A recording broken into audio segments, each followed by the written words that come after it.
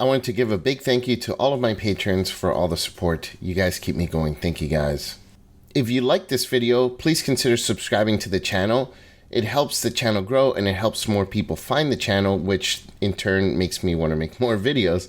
So thank you guys for doing that, and let's go ahead and get started. Welcome to the Twisted Tentacle Inn. I'm your innkeeper, and today I will be giving my first impressions and opinions on Clerics classes for Tasha's Cauldron of Everything.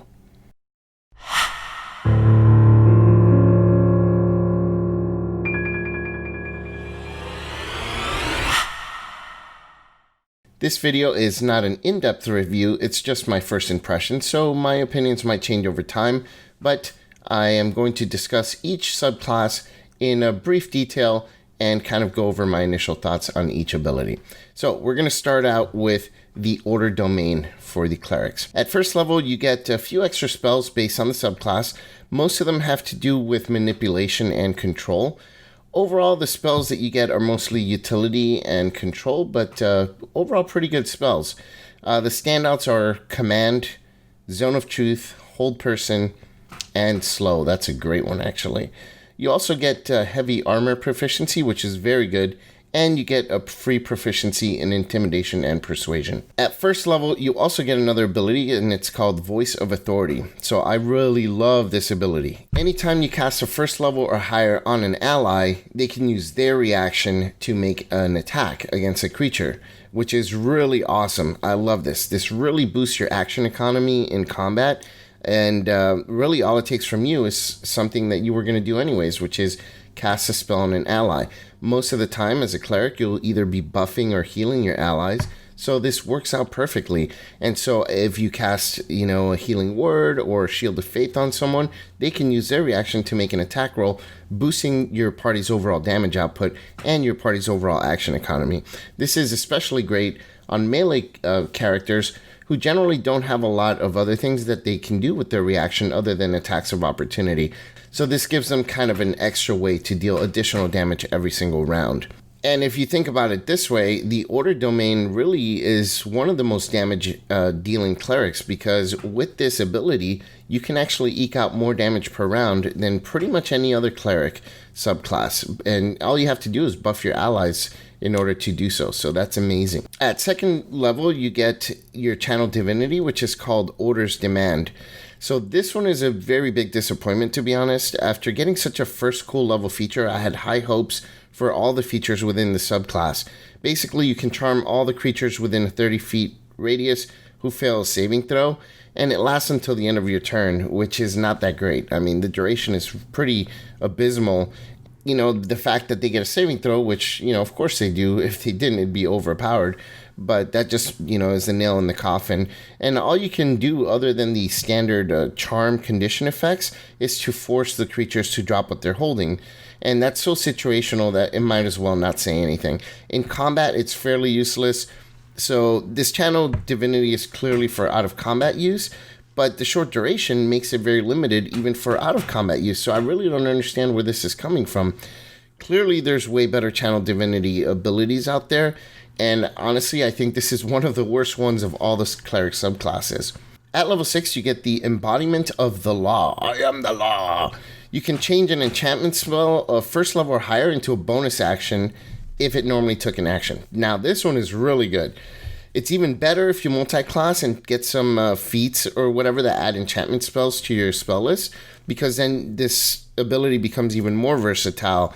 I love the idea of being able to cast a cool enchantment spell and still being able to do something else with your action. Yeah, it has a limited number of uses, but it's powerful, and you have a good wisdom score, so at least you're going to get about 4 to 5 uses by this time. At 8th level, you get your Divine Strike, which lets you deal an extra 1d8 psychic damage per hit, and it goes up to 2d8 at level 14. It's a good one. Psychic damage is rarely resisted. It's one of the better damage types that you can pick, and for Divine Strike, I think it's a good one. And then the capstone at 17th level, you get Order's Wrath. So once per turn, when you hit a creature with your Divine Strike, you can curse them until the start of your next turn. So when they're cursed, they take an extra 2d8 psychic damage next time they're hit with an attack. And it happens once.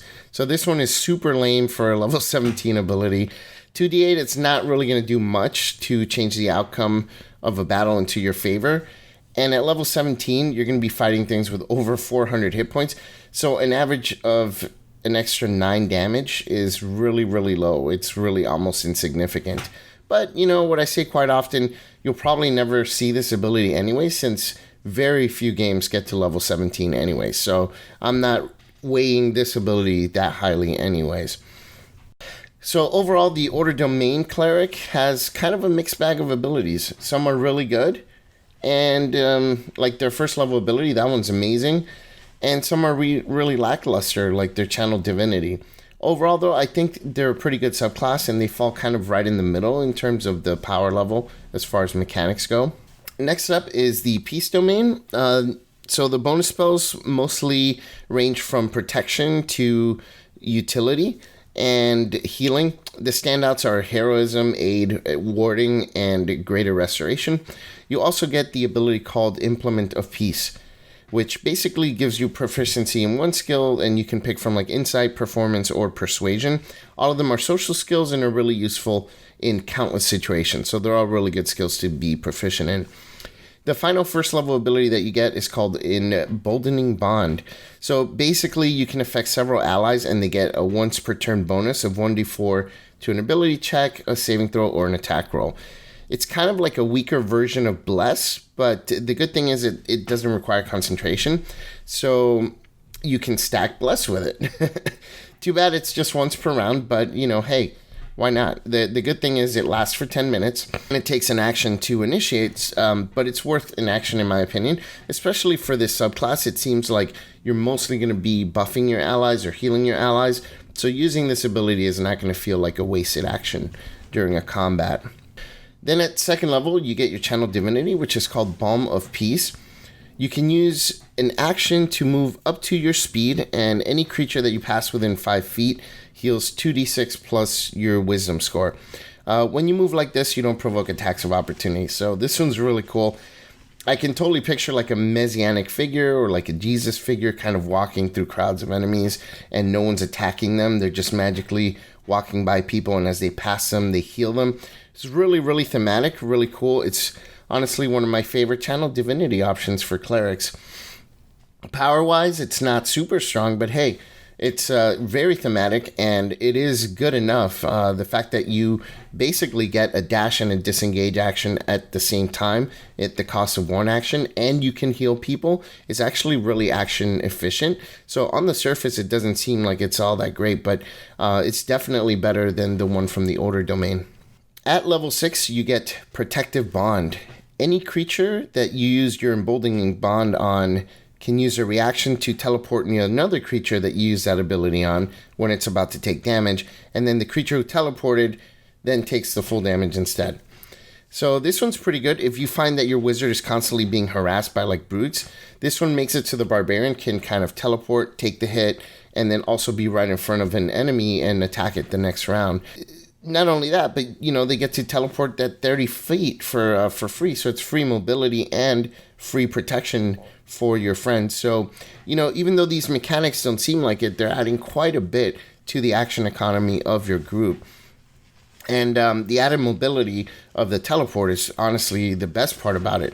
Tanking damage for someone is fine, and it certainly can save the life of the wizard of the party once or twice, but that moving around in combat is something that cannot be understated. And then at 8th level, you get Potent Spellcasting, which adds your wisdom modifier to your cantrip damage. This is a fitting option for this subclass, because clearly this is not a class that's going to be armored and in the front lines, so doing cantrip damage from a range is definitely what you're going to be doing on rounds where you're not healing or buffing, so appropriate.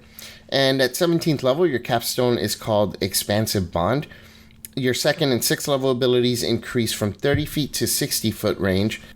Plus, when a creature does their teleport tanking thing from your 6th level ability, they have resistance to the damage that they take from the attack. It's good, but for a capstone, I think it's missing a little bit of power. The extended range is nice, but at this level, the increase is honestly pretty insignificant. Granting resistance to damage taken by using that one ability it's so situational. It's probably not going to add up to much or a major impact in combat. Not just that, but if you're having a barbarian teleport, right, they're probably going to be the ones that want to take that damage. They already have resistance to the damage more than likely, so you don't get like double resistance. So it's something that you're probably going to see less often than you think. And also remember that you're level 17, and most other character subclasses have really impactful features as their capstone. This one is a real disappointment, but, as I always say, most people are never going to see those abilities from 17th level. So it's not a big deal, to be honest, that it's not that good. These capstone abilities, if they're super good, you're going to want to see them, and you probably never will. So if they're super bad, oh well, your campaign's probably going to be over anyway, so what's the big deal? So overall, the Peace Domain fills a really nice role as a healer and a protector in a different way than the Life Domain Cleric does, where the Life Domain Cleric is an armored combatant that's in the front lines and healing from the front lines. The Peace Domain strikes me as more of a kind of a robed priest that walks around the battlefield, healing and defending, and not worrying about all the battle that's going on around them. So I really like the theme of this one. It really, really calls out to me, and I'm really happy with it. Although the abilities aren't overly powerful, I think it's a really, really well-balanced subclass. And then the third subclass that we got in Tasha's is called the Twilight Domain. So first, the bonus spells, most of them have to do with healing and seeing. So like seeing through illusion, seeing things that aren't truly there, or seeing things that as they truly are, or preventing others from seeing your allies. The standouts here are going to be Fairy Fire, Sleep, and Greater Invisibility. At first level, you also have proficiency with martial weapons and heavy armor, so clearly this is going to be a cleric that is meant to be in the front lines. And heavy armor is always great. The only thing is the strength requirement means that you can't focus as much on like initiative and stealthiness. Also, at first level, you get the ability called Eyes of Night. This one grants you dark vision to a range of 300 feet. That's super amazing range. And I can't think of any other race or class that has a range of 300 feet for their dark vision. The tactical advantage of having such a great dark vision can really impact and possibly change the overall nature of specific dungeons. And if you're thinking, hey, Innkeeper, one character with such good dark vision is not really that crazy, well, you'd be right, except that this ability also allows you to share this 300-foot dark vision for up to an hour with several allies. And if your wisdom is maxed out, that means that up to 5 additional creatures, probably all of your allies that travel with you, are going to have the same great dark vision. And on top of that, you get another ability at level 1, and this one's called Vigilant Blessing. You can touch a creature, including yourself, once per long rest, and give them advantage on initiative rolls. So remember when I was saying that wearing heavy armor made you less focusing on initiative and things like that? Well, this just solved that problem. So they thought of everything with this one. Then at second level, you get your Channel Divinity, which is called Twilight Sanctuary. So you use an action, and for 1 minute, in an area within a 30-foot radius is considered to be illuminated by dim light, and everyone you choose who ends their turn within that area gets a benefit. So they can either get a few temporary hit points, or if they're affected by like fear or charm effect, that effect ends. The temporary hit points are nice, and they certainly can help, especially when you're getting hit every round, or your allies are getting hit every round. But it's the ending of those effects that's amazing.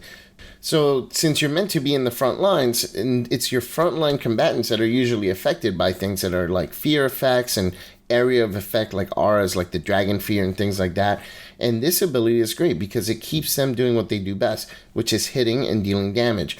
The fear effect is something that almost every fighter character I know and barbarian player or player that likes to play barbarians that I know is one of the effects that they really, really hate is fear effects, because they get that disadvantage and they become way less efficient. And if every round those effects that come onto them are ended, they can keep doing what they're doing best. So that's awesome, and it just keeps working every single round. What an awesome ability. At 6th level, you get the ability called Steps of Night, so you can use a bonus action to gain a fly speed for a minute. Another great ability. I mean, flying is a major game changer, as we all know, and being able to gain it as a bonus action is even better. And it's even better that you can use this more than once per day. It's pretty important that it says that the fly ability that you get is magically gained. So that means that it is something that can be ended with a dispel magic spell or an anti-magic field. So something to keep in mind that makes it just a little bit less powerful, but it's still really, really strong that you can use a fly ability multiple times per day as a bonus action. And your 8th level ability is Divine Strike, which adds radiant damage to your weapon attacks. So all clerics get either, the Divine Smite or the potent cantrip thing.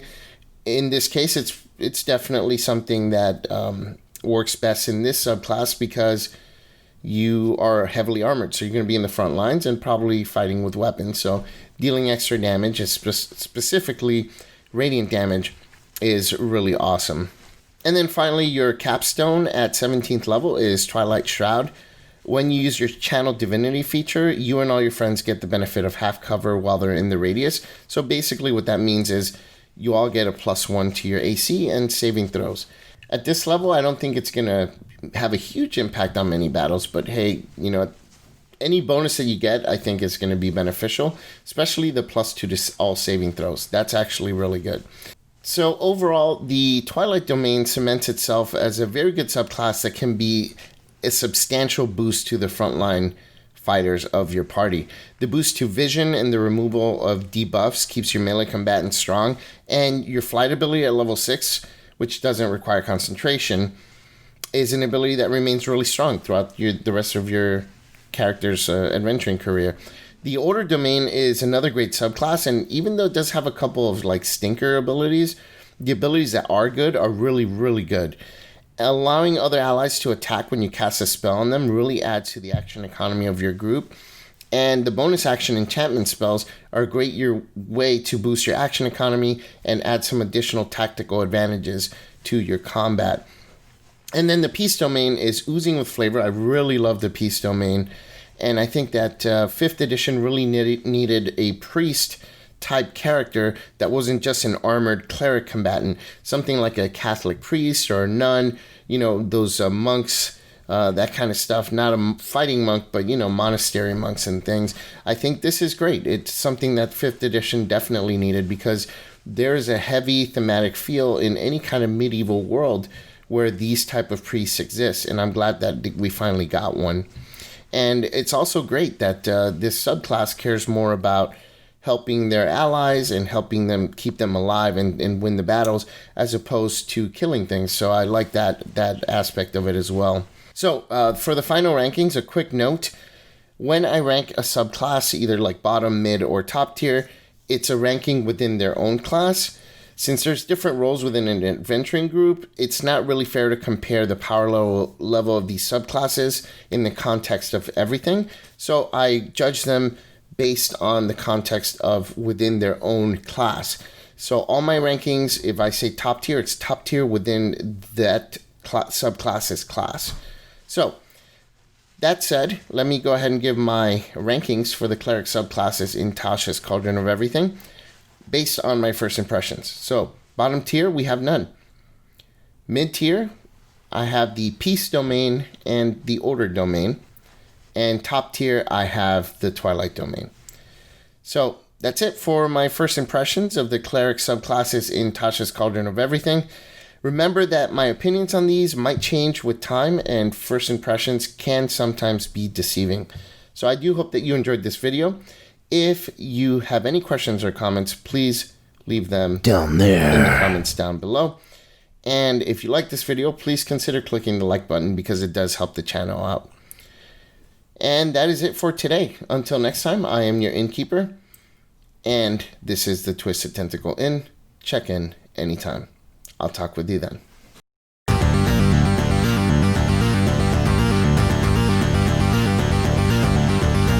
Gives them an extra kind of time or an extra